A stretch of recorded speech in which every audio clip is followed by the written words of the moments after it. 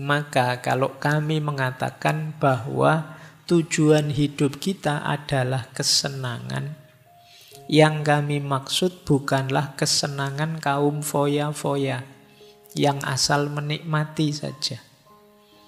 Itu anggapan mereka yang tidak tahu atau tidak lagi mengerti ajaran kami atau dengan sengaja memutarbalikkannya. Karena beliau ini dituduh hedon dengan konotasi yang negatif tadi. Hidup kok nyari senang saja, kurang mulia. Padahal kata beliau tidak begitu cara memahaminya. Bagi kami, kesenangan berarti tidak merasa sakit dalam tubuh dan tidak resah dalam jiwa. Karena hidup penuh kesenangan tidak diperoleh dengan pesta minum dan makan terus-menerus. Tidak dengan menikmati remaja laki-laki dan wanita cantik. Juga tidak dengan menikmati ikan yang enak dan makanan yang mewah apa saja.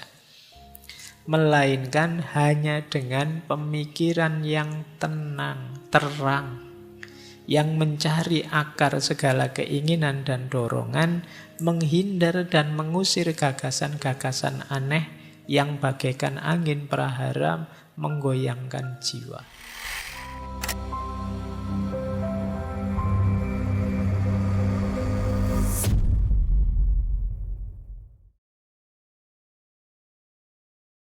Maka kalau kami mengatakan bahwa tujuan hidup kita adalah kesenangan, yang kami maksud bukanlah kesenangan kaum foya-foya yang asal menikmati saja. Itu anggapan mereka yang tidak tahu atau tidak lagi mengerti ajaran kami atau dengan sengaja memutarbalikkannya. Karena beliau ini dituduh hedon dengan konotasi yang negatif tadi. Hidup kok nyari senang saja, kurang mulia. Padahal kata beliau tidak begitu cara memahaminya. Bagi kami, kesenangan berarti tidak merasa sakit dalam tubuh dan tidak resah dalam jiwa. Karena hidup penuh kesenangan tidak diperoleh dengan pesta minum dan makan terus-menerus. Tidak dengan menikmati remaja laki-laki dan wanita cantik. Juga tidak dengan menikmati ikan yang enak dan makanan yang mewah apa saja. Melainkan hanya dengan pemikiran yang tenang, terang, yang mencari akar segala keinginan dan dorongan, menghindar dan mengusir gagasan-gagasan aneh yang bagaikan angin prahara menggoyangkan jiwa.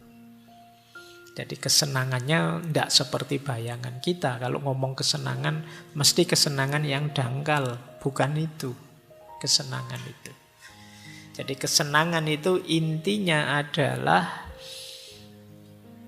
fisik yang tidak sakit dan jiwa yang tidak resah. Kalau kita melakukan sesuatu yang meresahkan jiwa, ya berarti kita tidak bisa menyebutnya kesenangan meskipun rasanya nikmat. Baik. Terus beliau menyebut begini. Pada permulaan segala-galanya ada akal budi. Milik kita yang paling bernilai. Dari akal budi, keutamaan-keutamaan lain semua dapat disimpulkan.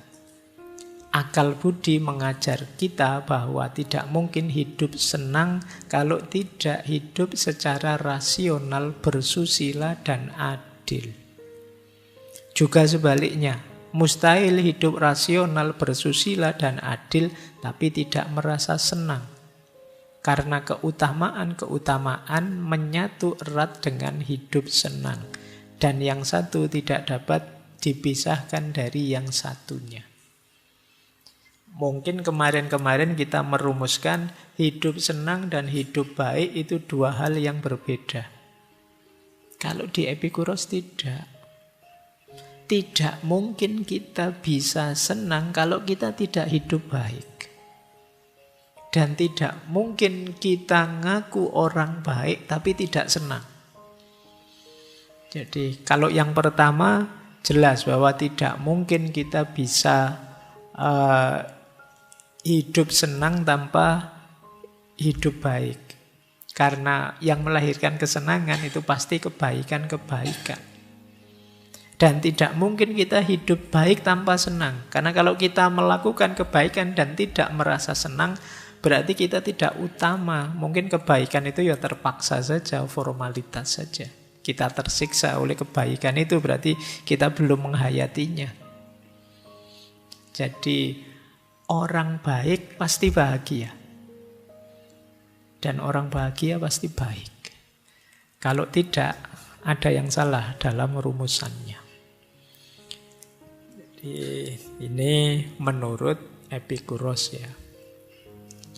Maka orang yang nganggap hidup hedon itu pasti negatif, nah ada pembandingnya. Ternyata pikiran-pikirannya Epikuros yang disebut akarnya hedonisme tidak begitu. Hedonisme jadi lebih artifisial, negatif nanti di hedonisme yang modern, yang dulu pernah kita bahas. Baik ya, jadi rumus pertama orang bahagia, hidup tenang adalah hidup senang. Untuk tenang kita harus senang. Tidak mungkin kita bisa tenang tanpa senang. Lanjut, rumus kedua. Untuk mewujudkan keinginan hidup adalah mengendalikan keinginan. Ini yang berat ya. Kadang-kadang keinginan itu ya muncul karena pengaruh sekeliling kita. Maka penting kita hidup reflektif, memikirkan apa saja keinginan kita, kemudian merenunginya. Kata Epikuros, ada 3 jenis keinginan. Yang pertama natural necessary. Natural itu alami dan necessary, niscaya, dia harus kita penuhi. Ada yang kedua natural tapi unnecessary. Natural, alami tapi tidak niscaya, tidak penting. Yang nomor 3 unnatural, tidak alami. Nah nanti setelah ini teman-teman boleh bikin list daftar. Saya itu ingin apa sih, tulisan ya. 1 apa, 2 apa dalam hidup ini. Tulis saja semua. Jelek juga enggak apa-apa, saru juga enggak apa-apa. Wong yo keinginanmu kan. Coba tulisan itu untuk membersihkan pikiran juga, menjernihkan pikiran kita juga. Tulis semua keinginanmu, terus bikin klaster 3 ini. Ini keinginan yang natural, necessary, ini yang natural tapi unnecessary, dan yang ketiga unnatural. Natural necessary itu keinginan alami yang harus kita penuhi agar hidup bahagia, hidup senang. Ya mungkin kita sebut saja sandang, pangan, papan, ini kebutuhan primer. Keinginan ini ya harus kita penuhi. Natural necessary ini.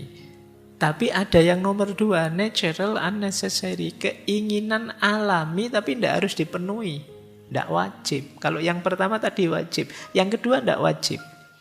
Misalnya tadi ingin makan. Nah sekarang kita ingin makan yang sangat enak. Atau makan yang mahal. Makan di warung langganan saya biasanya. Ini ada jenis unnecessary. Tidak harus begitu juga tidak apa-apa sih. Baju, terus ingin baju keren, baju mode dan lain sebagainya. Ingin HP untuk komunikasi, tapi kita ingin yang merek ini, bukan HP yang itu sudah unnecessary. Keinginannya alamiah, tapi tidak harus dipenuhi. Ada lagi yang tidak natural. Nah, kalau di Epikuros ya contohnya ingin berkuasa, itu ternyata tidak natural bagi Berarti kalian yang punya cita-cita nyalonan ini, nyalon itu sebenarnya unnatural. Tidak natural. Yang kedua ingin terkenal. Termasuk beliau mencontohkan ada koleksi emas ini, kadang-kadang ya ngapain dikoleksi sampai segitunya.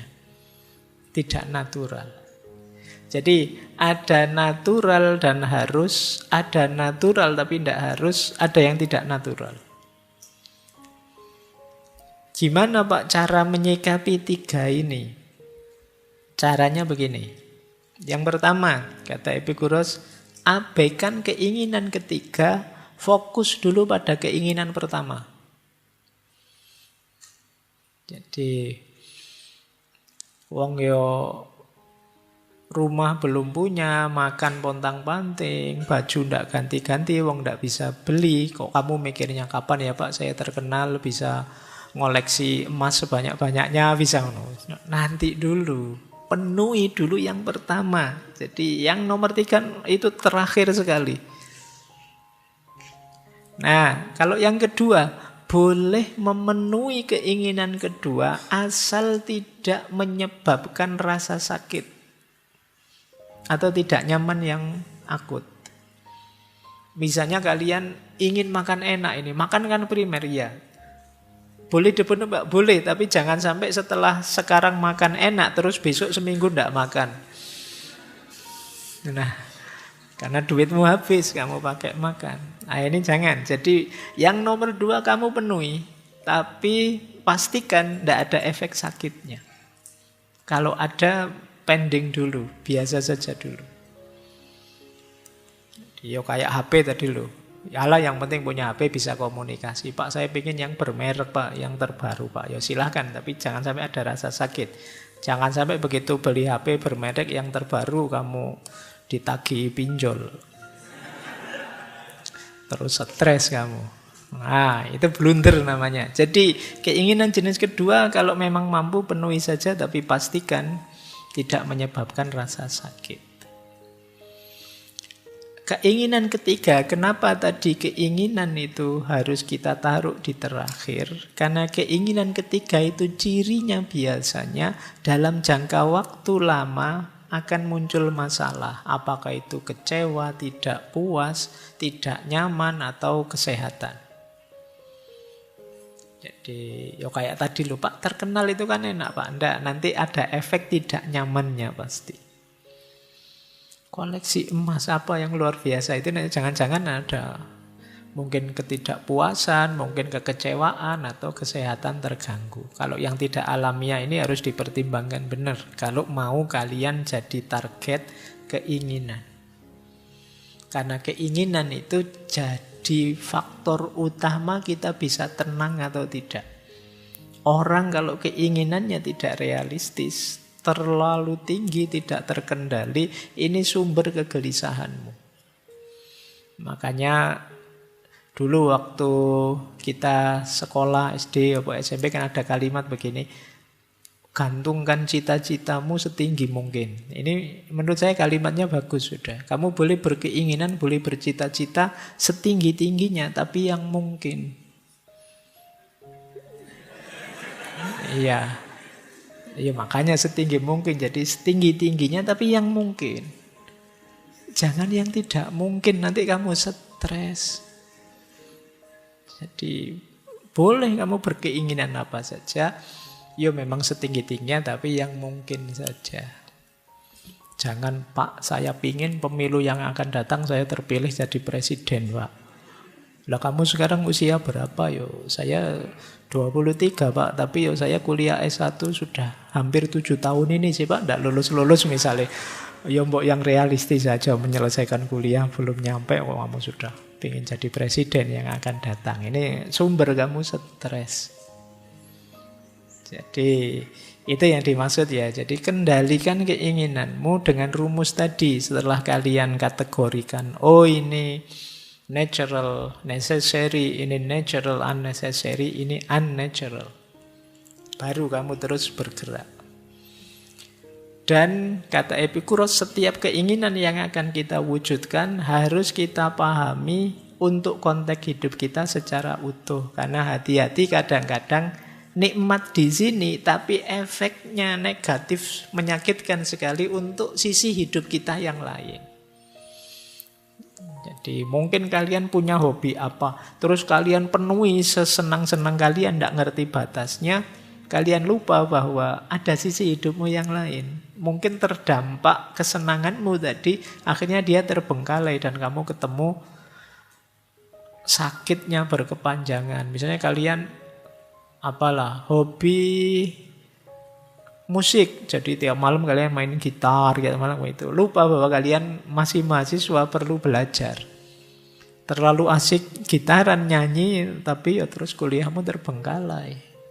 Jadi bukan tidak boleh, tapi kamu harus cermat menghitung keutuhan hidupmu.